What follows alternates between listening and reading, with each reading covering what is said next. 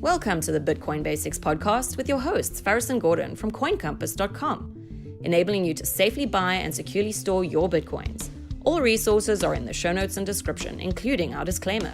Visit bitcoinbasicspodcast.com to subscribe and discover other free content. For anyone listening, this episode is visually intensive, so visit our YouTube channel, coincompass.com/YouTube, to follow along. We use TradingView for all our charts, and you can sign up for a free account at coincompass.com/tradingview. Hi everyone, welcome to another episode of the Bitcoin Basics podcast. I am your host Faris, and we are doing a roundup of Bitcoin and some other markets today. It is Monday, the 26th of April. The price of Bitcoin is 52,350. The block height is 680,656. So today we're going to look at Bitcoin and Ethereum. Essentially, it's been some very interesting price action in Bitcoin just in the last 4 hours here, really. So let's have a look at Bitcoin. Now, in our last episode last week, I said this here was a big indecision candle. And what I liked about it was that we closed higher. So we had a higher low. We didn't than this previous low here at 50,300. I said if we close below that, I'd be concerned.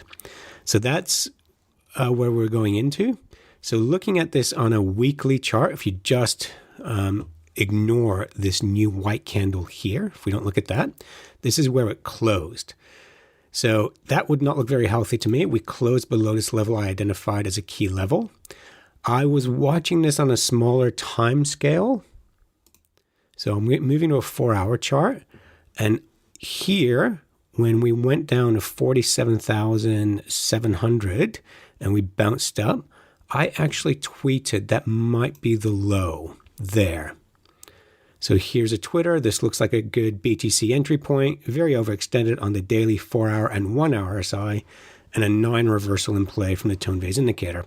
So that looked like a low to me, and the RSI was turning up, and that looked like a good entry point if you're a short term trader, but I was looking more at, I thought that would be the end of this bear run. As it turns out, we went even lower. So if I was trading, my stop would have gotten taken out there and I would be out because I thought the downside, so looking at this candle right here, see that wick down there that went all the way down to just below 47,000. 46,900 on Bitstamp. That there would have taken out my stop if I was a trader. Because if it broke that level, which is this blue line here, the next line of support was all the way down at 43,000. So I would have been taken out, but that just reversed incredibly quickly. And this is why I say the week, beginning now Monday, which is, it's not, it's Monday in New Zealand, it's still Sunday in some parts of the world. We've just bounced off of that. So potentially, if this continues, we could see the bull run is definitely over. We've had a pretty decent correction, and that would have been the new low there. Still too early to tell. I would be, this is a 12-hour chart now. So this 12-hour chart has closed above there. What I would like to see is we come down and we retest this blue line. If we close above this blue line, you know what? It's actually even worth pulling down to there.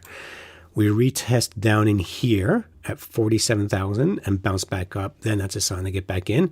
We might not even do that. Bitcoin is notorious for just going. So I'm very, very tempted. I was tempted to get back in. I'm tempted to get back in now, but that would be based on my emotion, not on my trading know-how. So I'm waiting for a correction and to see if we hold. So I'd want to see it correct, come down, and if we bounce up again, then I'm in. So that's where Bitcoin is.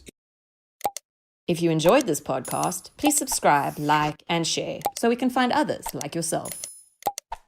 Ethereum is looking very interesting. This is Ethereum versus Bitcoin. And it has been trading in this sideways consolidation since December 2018. So it's a really long sideways pattern. Now, as you know, anyone who listens to our show knows we are Bitcoin only. Ethereum, this looks like a handy trade. This is a weekly chart. This is a huge base. The longer the base, the more time in space. So we've broken out once, came back, broken out again. So to me, Ethereum versus Bitcoin actually looks like a good trade because there's a lot of upside. It's revisited these. Markets have memory. So people who bought way up here, 0.12 Ethereum BTC, saw it come down. So if it's happened before, there's no reason it can happen again. Markets have memories. And there's really no support until way up here at 0.08. So I personally think that, this is a worthwhile trade. Again, I'm not an advocate of Ethereum like I am of Bitcoin. Keep in mind your time horizon. I'm looking at weekly charts here on a shorter time frame. There is a lot more volatility. Weekly charts are a lot more forgiving. And those key levels I've just identified in Bitcoin, Ethereum, here is same thing. I'd want it just to retest this blue line, 0.0413. And if we break above 0.048, I can see potential upside all the way up to 0.083. Let me say that again. It's a bit harder when you're not working in US dollars and bit terms. So with Ethereum, if we break above 0.0484, there's huge upside until basically the RSI just runs higher. Next point of supply for me I'd be wary of is 0.0822 around there. So there's huge gap open here in Ethereum and Bitcoin where it's been before, and I think it could revisit. So Ethereum to Bitcoin looks like a handy trade. The other thing we want to look at, moving outside of cryptocurrencies and Ethereum, is the US dollar. Now, this is entitled Endgame, and we just did another podcast where we answered a listener-driven question about the endgame, and we were talking about the US dollar. What happens if stock markets correct or crash? Where do you want to have your money? And we looked at commodities. So because all commodities are based in US dollar, 2 episodes ago, I said I liked the price action US dollar, as in I think it was appreciating because we had 3 higher lows on a weekly basis. Well, we've since taken out one of them and we're heading down to the second. So this potentially was a short squeeze in the US dollar. Anyone who listens to Macro Voices podcast, they talked about this as well. We think this was just a short squeeze and the US dollar is still heading lower. So if the US dollar is going lower, things like your commodities and Bitcoin will go higher because they're priced in US dollars. So it's that reverse correlation. So let's look at gold. Now, gold has been a tricky one to trade. I don't really see a pattern here. I'm looking at this as a trader. I just don't see a distinctive pattern on a weekly basis. Potentially, the low is in for gold. So if we look here, that is just a nice low at 1678. It's hit that twice and it's bounced off. If we revisit it again, we're going to break down lower, go to below 1500. But look, that could be the low for the year in gold. Let's look at a monthly chart. We're only a few months in. Potentially that could be the low for the year in gold. And we are resuming a bull run, which based on fundamental factors alone, gold is due to perform very well. Silver, I think, is going to outperform gold. And if you look at this chart, a weekly chart, silver actually looks stronger than gold. It is contracting, so moving sideways. And I think silver to me is a better trade than gold. However, silver is a lot more volatile than gold. So again, investing, gold is a good investment, as is silver. But as a trader, there's more return for gold. But keep in mind, they call silver the widowmaker. We can make or break your portfolio if you're trading it. Platinum looks even better than me. This is a weekly chart of platinum. We've got this right angle triangle here, and looks like as I said, the week is just starting here. So technically this candle should not exist for this analysis because we're looking at the week that was. It closed from the 19th of April. But here we break and hold above this, then I see platinum continuing to go up even higher. And this is in our last podcast, we talked about just basically how you want to be in commodities, where it's stuff that you burn, build, or eat. that's where I think the best investments are going to be for the next 5 years. This is corn, and we just see corn is just doing incredibly, incredibly well. I mean, just look at that. That's just absolutely taken off. This is soybeans, same thing. They're doing really well. We've had a nice consolidation period, and now we're taking off. And this is lumber. Lumber is insane. So you think about it. We're supposed to be in a global meltdown. You don't think people are going to be building houses, building infrastructure, but look at the price of lumber. I mean, that's just parabolic, as parabolic as Bitcoin. So very, very interesting markets. Again, they're really overextended. So what goes up must come down. And the higher they go up, the farther they'll come down. But we are in bull markets in your commodities.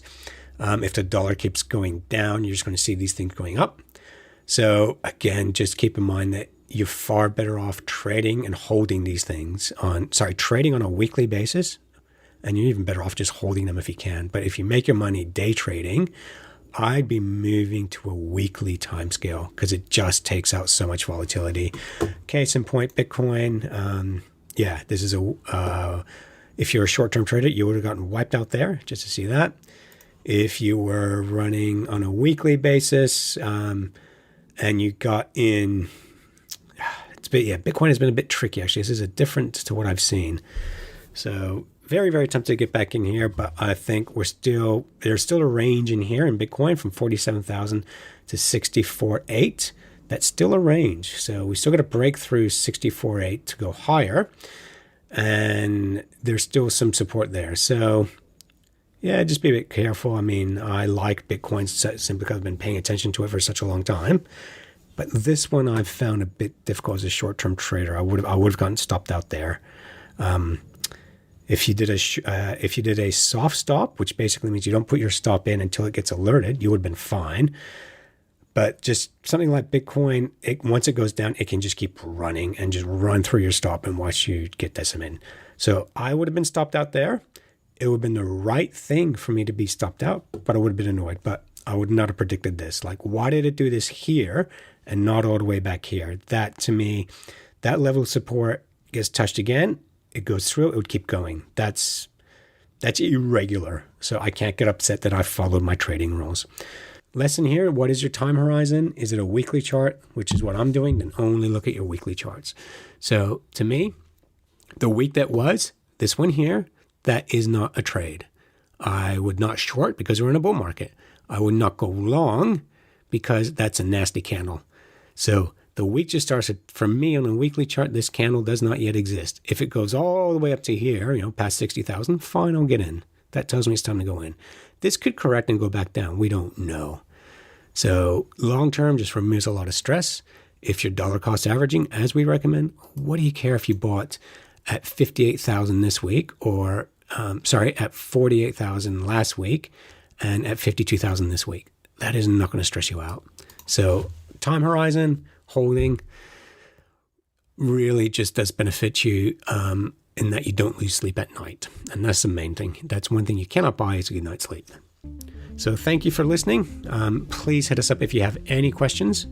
And good luck with the foreseeable week, everyone. Thanks for watching or listening. Please visit coincompass.com/free to register to our socials and discover other free content. Subscribing, liking, and following helps this content remain ad-free. Until next time.